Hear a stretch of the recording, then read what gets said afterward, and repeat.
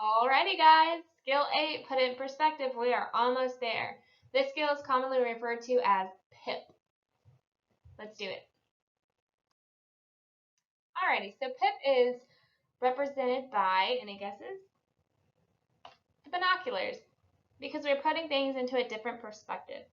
PIP stops catastrophic thinking, it reduces anxiety, and it improves problem solving by identifying the worst, best, and most likely outcomes of a situation. The bluff of PIP is it helps build optimism. The goal of PIP is to lower anxiety so that you can accurately assess the situation and deal with it. So let's talk about catastrophizing for a second. This is where your thinking prevents purposeful action and creates panic. When you're stuck in your head and generating catastrophic thoughts, this doesn't get you anywhere. It's not helpful. So PIP is a skill for those people who are stuck in the worst case scenarios or catastrophic ways of thinking. Catastrophizing is at its greatest when people feel depleted. You get stuck in rumination, which prevents that purposeful action we're aiming towards. Now, don't get it wrong, catastrophizing isn't pessimism per se, but again, you just get stuck ruminating. So as you see here, there's three types or styles of catastrophic thinking. First, you see a downward spiral. This is an activating event that occurs and your brain starts to tell a story that gets increasingly negative and improbable. This causes you to get increasingly anxious as the story goes on. Your brain is like a runaway train. Next, we have the scattershot. This is where an activating event occurs and you start thinking about many disconnected catastrophic events. And then we have circling. An activating event occurs and your thoughts about one bad outcome keep repeating. The thoughts don't necessarily get more negative, but they continue to occur repetitively. PIP is especially helpful for the downward spiral and scattershot styles, whereas mental games, which is a skill you'll learn later, is particularly useful for circling. These styles prevent you from taking purposeful action. And when we say purposeful action, think of it as the process of taking steps to address the activating event. So just a quick key point, catastrophizing is when a person is lost in his or her head and the thoughts are not reality-based, and they cause anxiety and prevent this purposeful action. So catastrophizing is not the same as contingency planning. So for example, it would be adaptive to have a contingency plan for what you will do if it rains during a training event. It's not adaptive to have a plan for what you will do if a meteor falls from the sky during a training event. We see that contingency planning is productive, whereas catastrophizing is counterproductive. Here you see some of the triggers of catastrophic thinking. The situation is ambiguous, you run down or feeling depleted, you fear the situation, or it's your first time doing something. So these are just some triggers to think of. This might trigger me into this way of thinking, and downward spiral or scattershot or circling from there. So what's the goal of PIP? The goal of PIP is to lower anxiety enough so that you're able to accurately assess a situation and make a plan to deal with it. It's not pretending that all is well and trying to avoid the situation. It's not to take away anxiety completely, like I said, it's just to lower the anxiety enough. Here we see the PIP steps. There's 5 of them. The order of these 5 steps is very important. The skill will always start with describing the AE, the activating event. Then you must capture the worst case, generate the best case, and identify the most likely outcomes. Capturing the worst case and then generating the best case in that order jolts people out of their anxiety, so they are better able to identify a more accurate, most likely outcome of the situation. Most likely outcomes may not always be positive, and that's okay, but identifying them allows you to develop a plan. The final step is to develop a plan for dealing with the most likely outcome. One of the techniques that we can use here is deliberate breathing, where we learn from energy management. It can be used to reduce anxiety when you realize you're catastrophizing in order to start the process of PIP. So deliberate breathing is a great strategy to include in step 5. So we're going to walk through the PIP steps with this case study and show you what these steps look like. So here we have step 1, describe the activating event. The AE is your squad is out doing a land navigation drill. You're late coming back. It's 20 minutes past midnight, which midnight is the deadline, and you've lost your way. Now we're going to capture the worst case scenario thoughts about this AE. So for this part, I want you to catastrophize in your thinking. That's how we develop these worst case thoughts. So what does that look like? Insert the vulgar word here. The sergeant's going to be pissed. And once you come up with one, I want you to ask yourself, and then what happens? By asking, and then what happens, it helps you to name all of your catastrophic thoughts. So here you see are a bunch of different examples. Let you read those for a second. I want you to think about what it feels like when thoughts like these and your own catastrophic thoughts, when you're capturing the worst case scenarios, what that feels like. When all of these thoughts are racing through your head, in the moment, these thoughts feel real. And proof that they feel real is that our bodies react in a strong manner, such as your hands start sweating, you feel anxiety, your heart starts racing, confused thinking, you may get agitated. This mode of thinking, we let ourselves believe with these catastrophic thoughts that they've actually occurred. So step 2, capture worst case thoughts. Like I mentioned, capturing the catastrophic thinking, I want you to have it as a chain. Keep asking, and then what happens? And then what happens? Or another similar question like, what's next? What else? Don't stop until you've completely exhausted what's running through your head. And while you're doing this, I want you to pay attention of your mood, your focus, and where is your energy level at while you're doing this worst case scenario. Generating best case thoughts. Here we want to create the absolute best case thoughts about the same activating event. So when I turn around, I'll see a few soldiers walking around the corner. In the same process here, ask yourself, and then what happens? Create another best case thought. They're lost too. Then another one. They tell me I'm the only one who actually found the rest of my points. And then so on and so forth.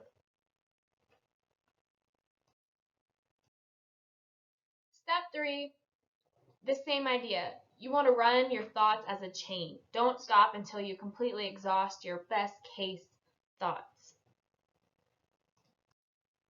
Now, the best case may be more challenging to list than the worst case because of the negativity bias. Remember that we're naturally drawn to the bad more so than the good.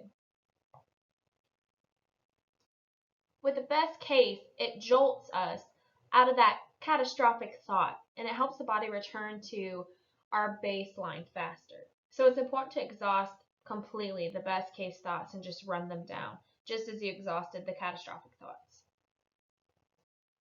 With the best case thoughts, they don't have to be as unlikely as the worst case thoughts.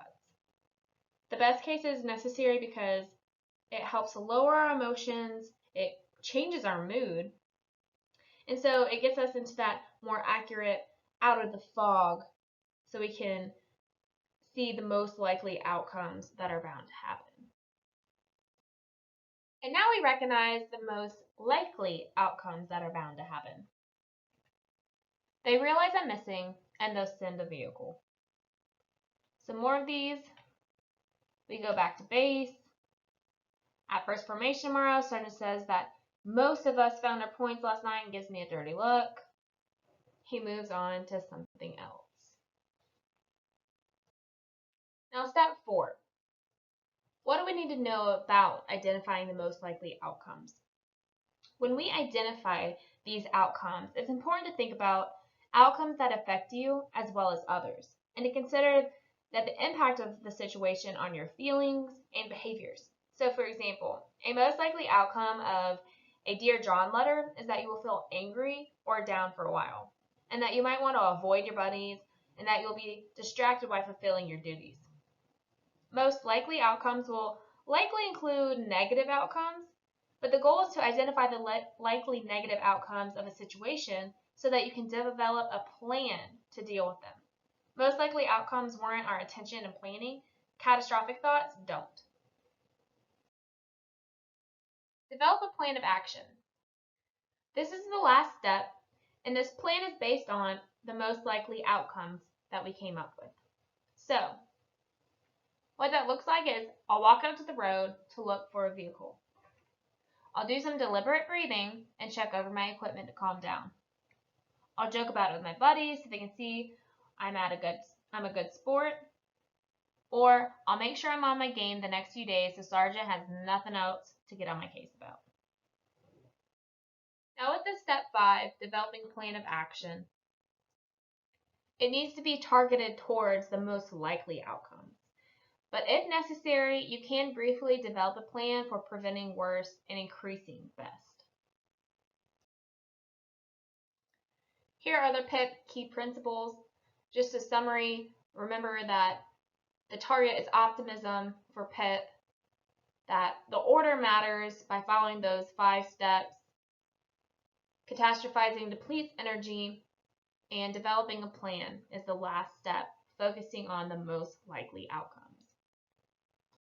So PIP practice. Before we further go into more examples of what PIP looks like in real time, I want you, when I say go, press pause on this video and go back to the Google Classroom and under Skill 8, the PIP demo video. I want you to watch this. Now it's a little lengthy, but I want you to think about all the steps and the catastrophic ways of thinking and generating the best case scenario and the most likely. Think of all this, and when you're done, then we'll come back and walk through some more real-time examples. So go ahead, press pause, and watch that video. And welcome back. So hopefully that video gave you a better visual representation of what catastrophic thinking looks like in real time. So now we're going to walk through a couple of examples. We're going to work with these 2 scenarios listed here, where scenario 1, we've lost a sensitive item. In scenario 2, you may have a fight with a spouse, a child, a friend, and they end the call very abruptly.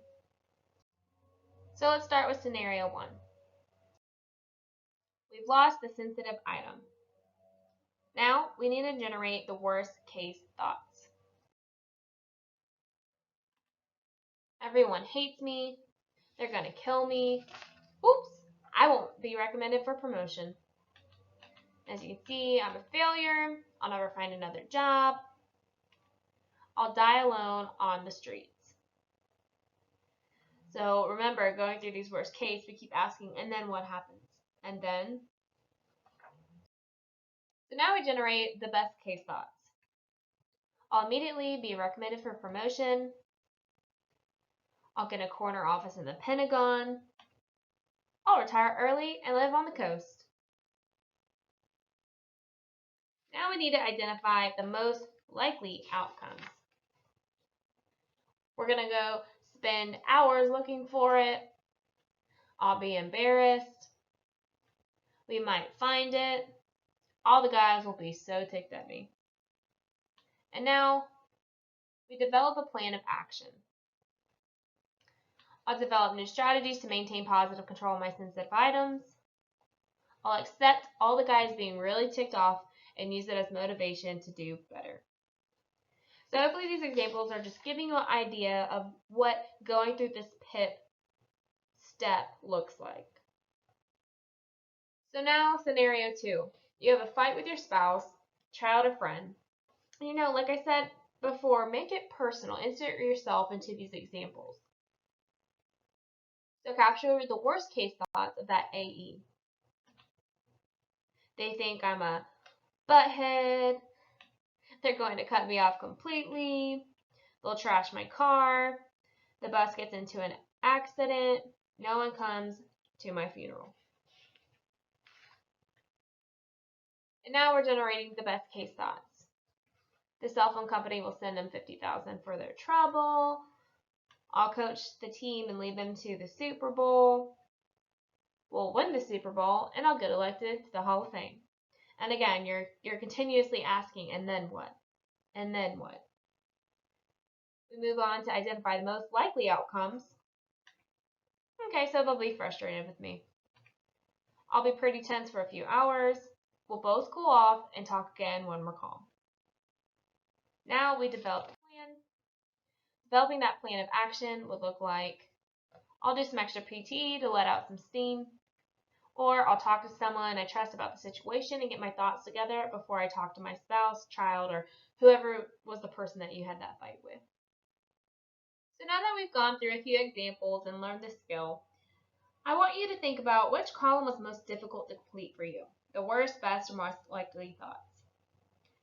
And think about what made that column so difficult for you. Reflect on the why. Even if you don't catastrophize your thoughts now, at least you have a skill, so in the future you can work through this skill and prevent that, or you can even help others who are catastrophizing. Remember that the skill is only used when someone is catastrophizing about a situation, not every time that there is a problem. PIP applications. So some people tend to have catastrophic thinking in only one area of their life, such as when something only bad happens to a family member, not necessarily in every stressful situation. So think about if you notice a pattern in which you tend to fall into when catastrophic thinking happens for you. And sometimes people catastrophize positive events, such as a birth of a child or a promotion. Do you have an example of this? You do the same steps. The same steps apply when the activating event is positive, just as it is when it's negative. So even if you personally don't catastrophize, you can easily teach this skill to your soldiers, family members, and even civilians. It's easy to teach and it can be implemented right away. Here's the check on learning for what the skill is, when do you use it, and how do you use it. If you have any questions or comments or concerns, any clarification needed, again, just don't hesitate to reach out and I'll be happy to talk with you and chat about the PIP skill.